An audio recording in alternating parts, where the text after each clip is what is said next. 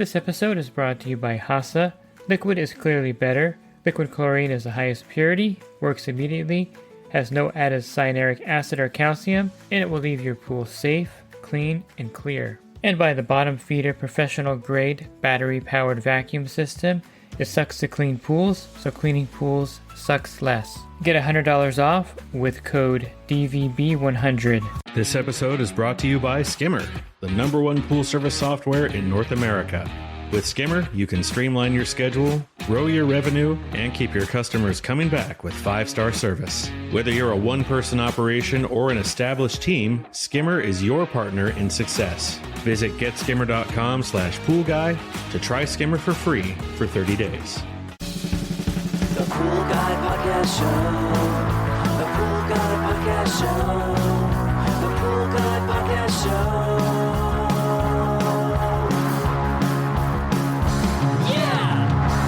Hi, welcome to the Pool Guy Podcast Show. In this episode, I'm going to give you some tips if you're starting your pool service business. And these tips are very applicable if you're expanding your business as well. I'll give you some insights of when I first started and some things I learned along the way about the pool service business and the pool service industry firsthand. Are you a pool service pro looking to take your business to the next level? Join the Pool Guy Coaching Program. Get expert advice, business tips, exclusive content, and get direct support from me. I'm a 35-year veteran in the industry. Whether you're starting out or scaling up, I've got the tools to help you succeed. Learn more at swimmingpoollearning.com. If you're thinking about jumping into the industry, or if you are thinking about expanding your business, there are certain things that you should know right off the bat about pool service. It's definitely an industry where there's a lot of potential to grow your business without investing a ton of resources. You know, if you had a restaurant and you wanted to expand and have more customers, or, you know, you can only have X amount of customers per day with the staff and the building size and the seating. I was recently in a different town and they had like a 1-hour time limit at the table, which I guess you can do and that would speed things up. But it's one of those things where you'd have to get another location, another building, staff it. That would cost you hundreds of thousands of dollars in some cases. And that's how you would expand a normal business. In pool service, you can expand easily by just gathering more accounts and bringing on a service tech. So for me, personally, I got my start when I was 15 and a half. There was a family friend. His name was Doug Ward. He had a pool route in Orange County, California. And he wanted an apprentice, someone he can train to help him out one day a week doing his route. And he gave me a green light to start my own business on the side. So when I turned 16, I got my driver's license.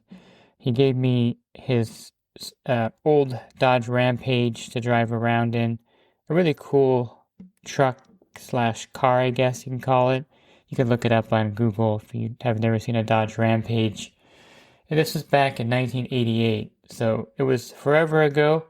This is before really the advent of cell phones. The only phone that you would have is like a giant box that you would carry in your car and plug it in. And the service fees were like astronomical to have a car phone. And we had pagers. That was kind of how we did things back then. Or just regular landlines was the way we operated. Door hangers, little notes for customers. Those were very common. And that's the era that I started out in. There was no YouTube. It wasn't even invented yet. And there was no social media. There was nothing to help you out. You were just basically on your own out there, figuring things out. And in my era back then, in the 90s, a lot of younger people were working, doing work nowadays reserved for people that are older. It's a different era, and things have changed pretty dramatically. You know, what is that, 30-something years ago, till now, over 30 years ago. But ironically, the pool service business has pretty much stayed the same. You get your pool client, you clean their pool, usually once a week, and then you bill them monthly for the service. And there hasn't been much change in how pool service itself operates over those 35 years or so. There was no pool route brokers, national pool route sales wasn't in existence back when I started. So if you wanted to buy some pools and expand your service account, You would go on your supplier, which was Superior SCP. They were pretty much the only supplier back then as well. And on the bulletin board, someone would have like a little note written by their hand saying, 5 pools for sale, 6 times monthly gross, because back then it was a little bit more affordable to purchase pools. And that's kind of how we did things. It was just on the bulletin board, these pools were for sale, you could purchase them. Now, the reason I bring this up is because one way to expand and get started in the business today is to purchase a partial route or a full pool route. A partial route, in my opinion, would be 15 to 20 pools, maybe 25 pools. A full pool route, of course, is a full income of 60, 80, 90, 100 pools, something in that order, sometimes with an employee also intact when you buy it. And that's a great way to get started, I think, if you have the resources. It gives you a jump start in your business. But for me, it was just starting out. Basically, I did the old school thing that is still somewhat effective today if you were to do it. And I'm sure you still get flyers in the mail for restaurants that open up locally. But flyers are a great way to do it. And now with Google Maps, you can actually see who has a pool. And if the satellite flies over your area often, you can even see who has a green pool in some cases, or a pool that needs work.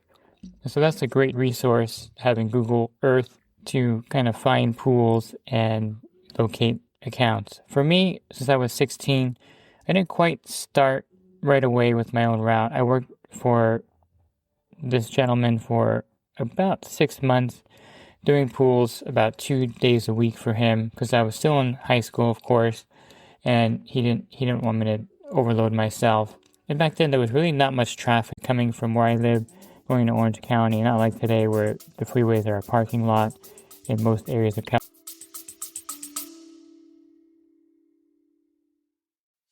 And the Pool Guy Podcast Show has teamed up with UPA to bring you affordable, reliable liability insurance starting at just $64 a month. Get up to $2 million in coverage, and the members of my coaching group get an even lower rate. Protect your business and your peace of mind. Sign up with UPA today by clicking the link in the podcast description. California. So it was really relaxing. It was a good way to get started slowly while I was still pretty young and still in school. So I would consider that I got started part-time in the business. But then I really wanted to go more full-time. I wanted to really work this and to get more money because I liked getting the income for those 2 days. It was really a good amount of money for someone back in my day. I mean, if you think about it, my first job, I got a job at this place called Best Products. You may be familiar with this if you're really old like me.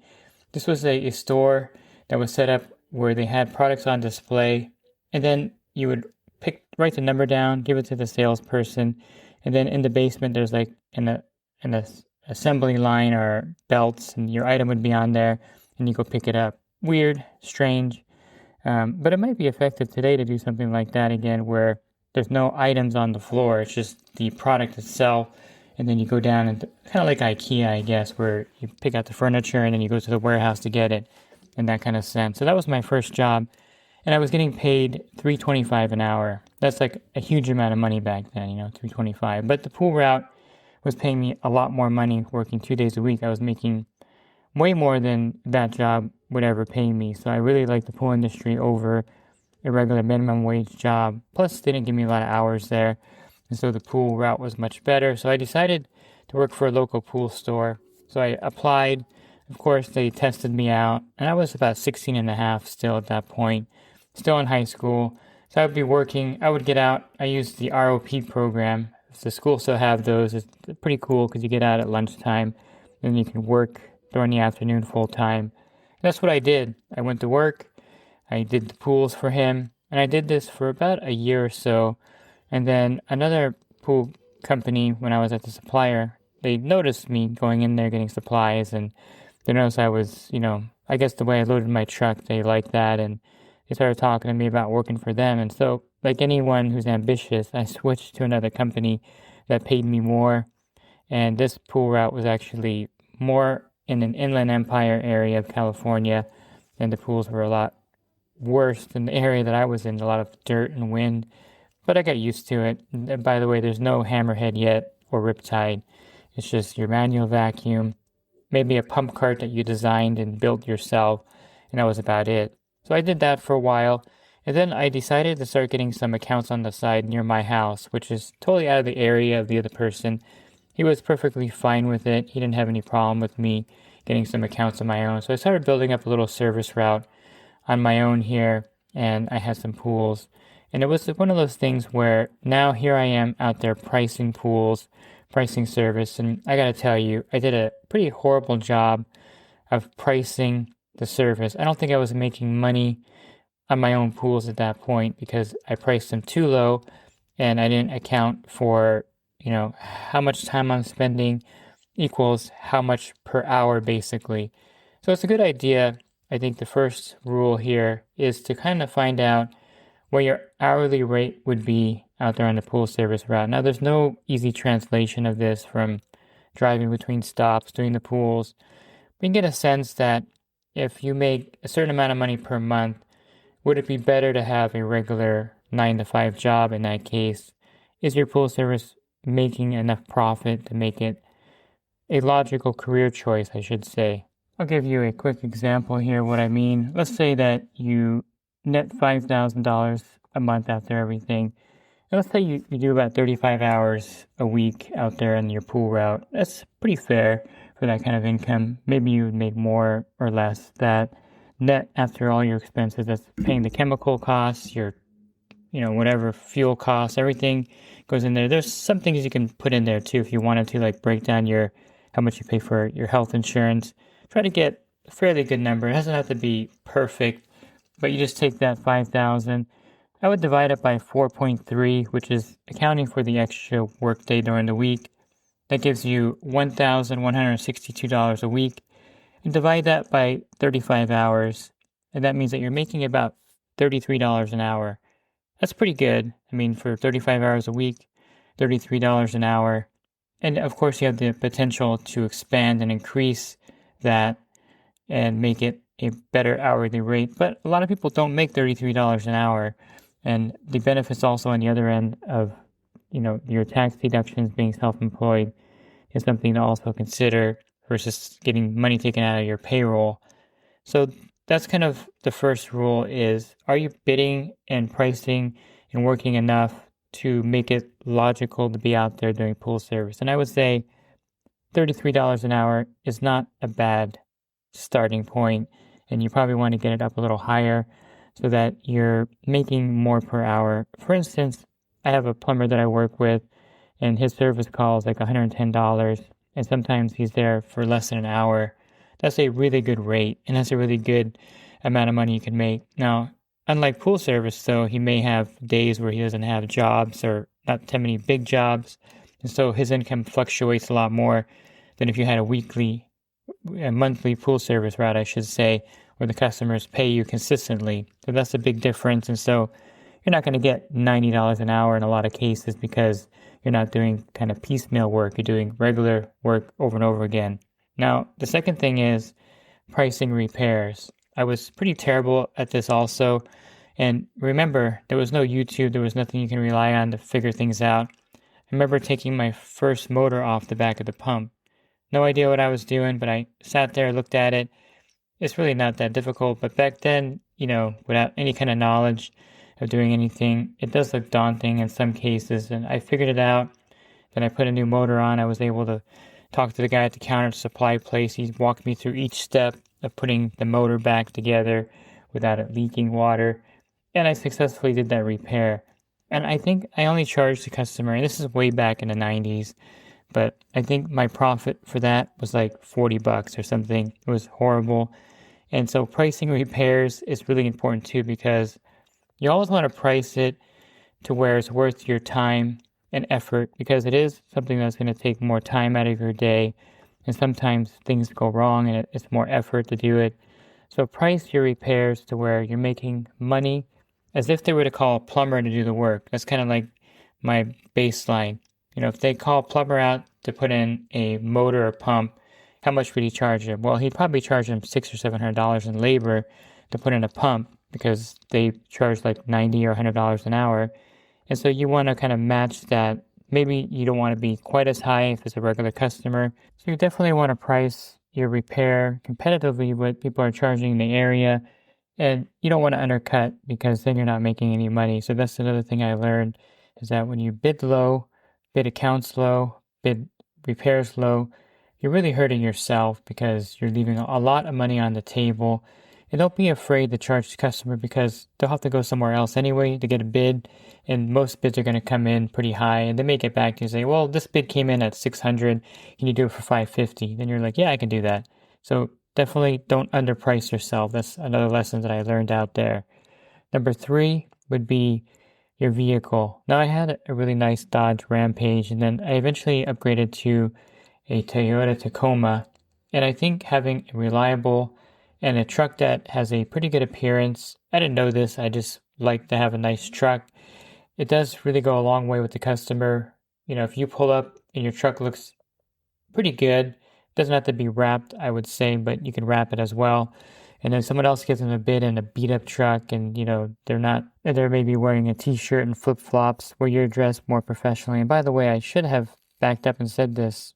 The person that trained me, Doug Ward, he wore blue slacks, a blue button up shirt. That's kind of where I got my modeling from for the way I dress. I wear tan slacks and a blue button up shirt, long sleeve button up shirt where I roll the sleeves up. I've never worn shorts out there. I just always kind of modeled what he did. And so you have the edge right there when you kind of look professional. That's kind of what I'm going with point 3. Have a truck doesn't look like it's going to fall apart when you leave the customer's house, and dress kind of to impress the customer. A uniform, something with a logo on it would be kind of important nowadays. When you hire a plumber, if he shows up in jeans and a t-shirt, you're less apt to hire him over someone who shows up in a uniform with his name on it, with a company logo, with a nice van that he pulls up in. So it's just the way things are nowadays, and you have to kind of move up with everyone else that's looking more professional. And if you don't, you're going to be left behind. So that's another lesson that I learned. And I kind of learned that from the person that trained me, which I'm fortunate to have. The next lesson I learned, which is number 4, would be, and I'm just brainstorming this as I'm talking, because I'm thinking back to when I was younger and these things that I've learned. And number 4 is customer service. You know, this is something that I wasn't very good at because I was 16. You know, I just didn't have the aptitude yet for customer service. I developed that later and I became really good at it. I think I excel at customer service now, where before I was just kind of winging it, which a lot of people do. And it really depends on your background. If you're getting in the industry from a background where you're a salesperson, you have the edge over everyone else because you already have that customer service down. And I always say this, but pool service is a service and customer service is part of that. And so I was kind of just learning as I went. You know, I would not really do what I was supposed to do sometimes, and then I would try to explain it away to the customer. And when I made a mistake, I didn't readily admit it. And these are the things that you have to kind of mature into. Dealing with conflict. I wasn't that great at it. I got much better at it when a customer came out. They were angry and questioning me.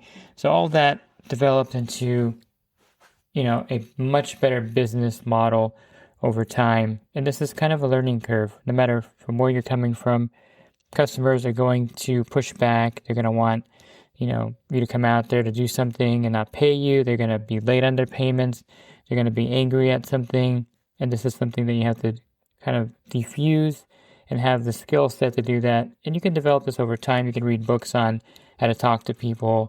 There's a lot of those kind of books out there in business. And this is something that you really need to develop if you're going to be successful with the customers and with employees that you're going to bring on later to expand your business. I also learned that certain accounts weren't worth taking. You know, driving 15, 20 minutes out of your way to do an account was just not worth it. Also, the pools with the heavy debris were a problem, and pools that got a lot of dirt in them were a problem for me as well. So I learned not to carry these bad accounts for long. I think I kept a lot of these pools too long in retrospect. Late payers, pools with a lot of debris. And I learned later, of course, that the longer I keep them, the more frustrated I'm going to be, the more irritated I'm going to be going out there doing those pools. And so that was something that I learned, that I can't really keep these pools as long as I used to. So if you have bad accounts and you get a really good account, you could do the 1-for-1. That good account replaces the bad account. Just tell the customer that you're consolidating your service area, and unfortunately you can no longer do their pool after this month, and then that new account's going to pay you for losing the old account. Basically, you don't lose any income. That's kind of how we do it in the industry. And I'll leave you with this last one. The good thing is that the person that trained me, Doug Ward, he used Skimlight equipment and he used the Purity Pool leaf rake. So I always had pretty good equipment when I got started. And as the industry evolved over the years, vacuum systems, carbon fiber pools, I just kept adding better and better equipment to my arsenal. The WaterTech portable vacuums, the Advantage Manufacturing Portavac, all these enhanced my pool service route to the point now where I don't really worry about anything because I have the best equipment. I'm using the best equipment to save me the most time out there. And it's really made this job much easier. So I think the last point is make your life easier by having good equipment. I just did a podcast recently on gadgets for my pool route. You listen to that one and it goes over a lot of this equipment that I'm talking about here. And of course, with that said, learning about chemistry and balancing the pools goes hand in hand with good equipment.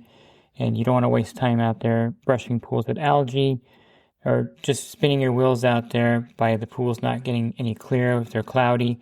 So of course, learning chemistry, learning ways to balance the water without wasting time out there are essential as well. I can go on and on probably for an hour here, but I'll leave you with that getting the best equipment to make your time more effective out there and learning the most about chemistry to make your time out there the most effective are the best ways to expand your business as well, because once you start getting 80 or 90 pools and they're all dialed in, they're looking great, you can consider bringing on an employee and giving him some of these pools that are pretty easy to manage since you got them all set for him. And then you can expand and grow your business with an employee, 2 employees, because one of the great things about pool service is that it's a scalable business. I mentioned earlier about kind of calculating your hourly rate.